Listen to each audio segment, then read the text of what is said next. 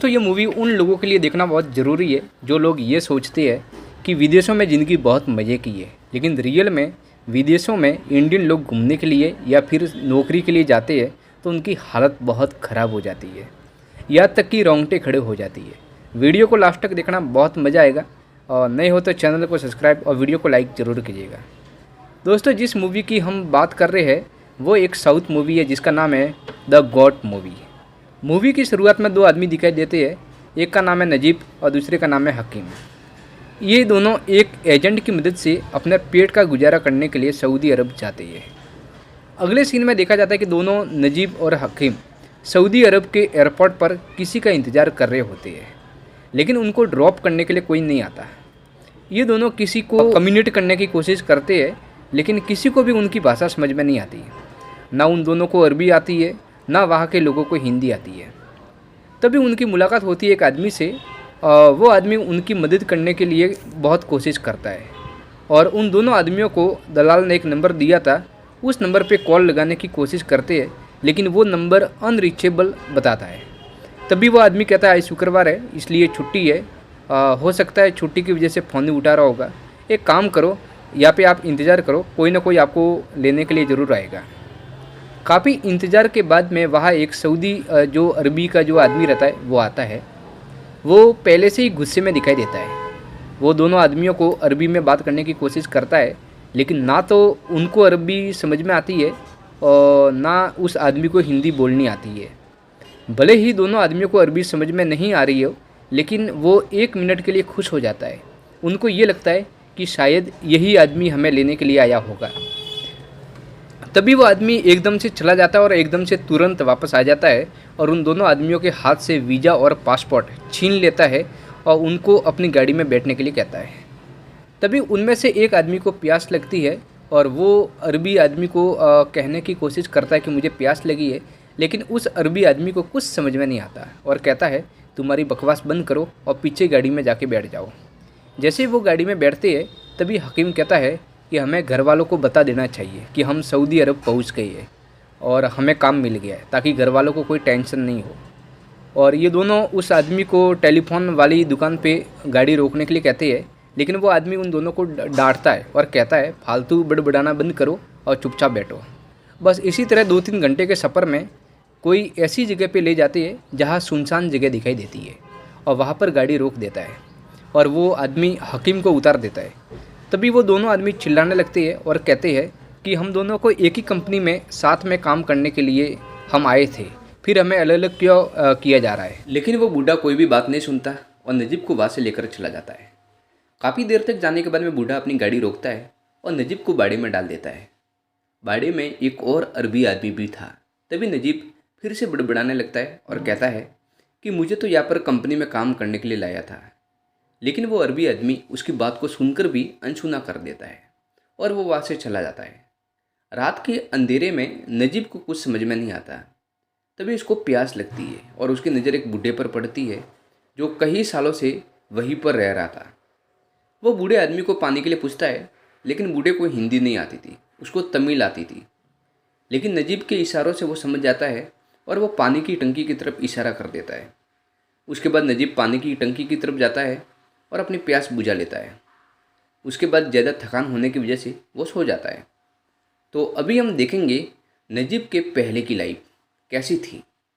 तो नजीब एक समुद्र से मिट्टी निकालने का काम करता था। हर रोज़ सुबह काम करने के लिए निकलता था और शाम को घर आ जाता था। शाम को उसकी माँ हर रोज़ उसके लिए खाना बनाकर तैयार रखती थी और बड़े प्यार से अपने बेटे को खाना खिलाती थी। उसकी पत्नी जो कि प्रेग्नेंट थी, काफ़ी खुशहाल परिवार था, बस कमी थी तो पैसों की। एक दिन जब वो अपनी समुद्र से मिट्टी निकाल रहा होता है तभी उसका दोस्त आ जाता है और वो कहता है कि मेरे जीजा जी विदेश में भेजने का काम करते हैं, बड़ी बड़ी कंपनियों में जॉब भी दिलाते हैं। अगर तू मेरे साथ जाना चाहता है और अच्छा खासा पैसा कमाना चाहता है तो मुझे कह दे।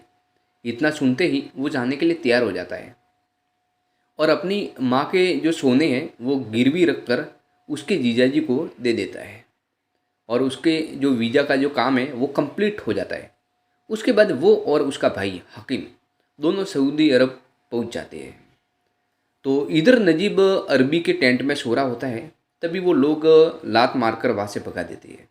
तभी नजीब अपना बैग लेकर बाहर आ जाता है और उसे भंगार गाड़ी में सो जाता है। अगली सुबह जैसे ही उसकी नज़र उस तमिल आदमी पे पड़ती है तो तमिल आदमी उसको बुलाता है और उसको दूध का बर्तन दे देता है और कहता है जाओ और उस अरबी आदमी को दे दो। नजीब दूध का बर्तन लेकर उस अरबी आदमी के पास में जाता है और उसका पैर पकड़ने लगता है और कहता है प्लीज़ मुझे वापस अपने देश भेज दो। वो लोग फिर से उसको लातों से मारकर उसको भगा देते हैं। कुछ दिनों के बाद में नजीब को वही आदमी दिखाई देता है जो सबसे पहले उसको लेकर आया था।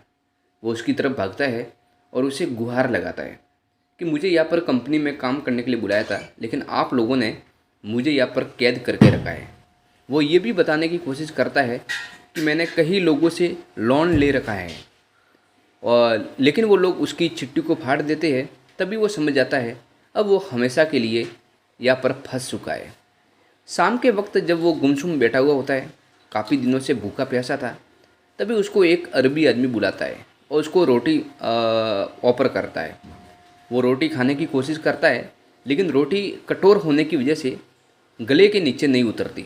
तभी अरबी कहता है कि रोटी को पानी में डुबो के खाओ। वो पानी में डुबा देता है और फिर खाता है। अगले दिन उसकी नज़र उस तमिल आदमी पे पड़ती है। वो भागता हुआ उस तमिल आदमी के पास जाता है और वो उसको पूछता है कि तुम्हारा नाम क्या है, तुम्हें कितना टाइम हो गया है। वो तमिल आदमी कहता है ना तो मुझे मेरा नाम पता है, ना ही मुझे पता है कि मैं यहाँ पर कब आया था। अगली सुबह जब वो बाथरूम के लिए बैठता है, तभी अरबी आता है और पानी की बोतल लेकर चला जाता है और वो आदमी कहता है कि बालू से साफ कर लो, क्योंकि रेगिस्तान में पानी की बहुत कमी है।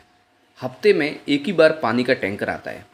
अगले दिन जैसे ही टैंकर वाला आता है तो नजीब भागता हुआ उस टैंकर वाले के पास जाता है और टैंकर वाले को हिंदी आती थी।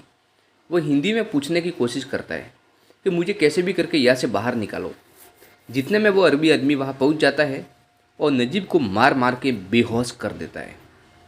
अगली सुबह अरबी उसको दूध निकालने के लिए बोलता है। तभी वो तमिल आदमी को ढूंढने की कोशिश करता है, लेकिन तमिल आदमी उसको कहीं दिखाई नहीं देता। अगली सुबह अरबी उसको दूध निकालने के लिए बोलता है।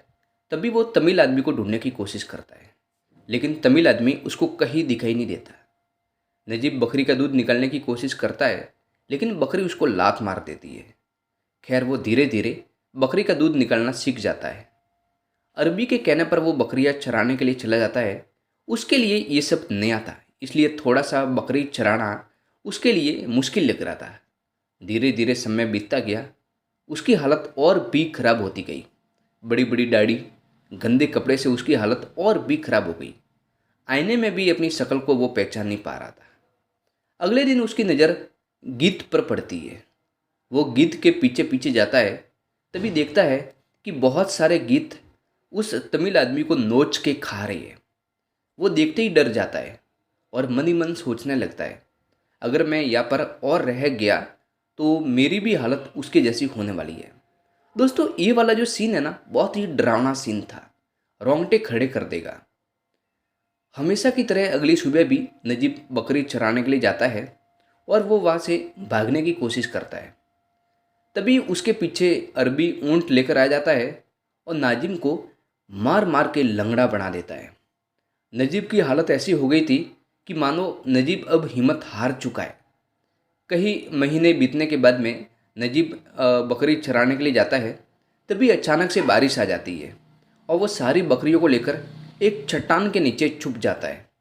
तभी इसको दिखाई देता है कि चट्टानों के अंदर भी एक जाने का रास्ता है। वो जैसे ही उसके अंदर जाने की कोशिश करता है, तभी उसको उसके ही जैसा एक आदमी दिखाई देता है जो बकरी चरा रहा होता है। वो जैसे ही उसके पास में जाता है तो वो कोई और नहीं, उसका भाई होता है हकीम। बहुत दिनों के बाद में एक भाई जब दूसरे भाई से मिलता है तो गले मिलकर दोनों रो पड़ते हैं और हकीम कहता है कि कुछ महीनों पहले ही मुझे पुराने बाड़े से नए बाड़े में लाया है और इसी वजह से हम दोनों की मुलाकात हुई है। थोड़ी देर बाद में हकीम का जो कपीर है वो बकरियों के पास आ जाता है। तभी वो जल्दी चला जाता है क्योंकि उसको पता था अगर उसे अरबी ने हम दोनों को साथ में देख लिया तो बहुत मारेगा और हम दोनों को फिर से दूर कर देगा।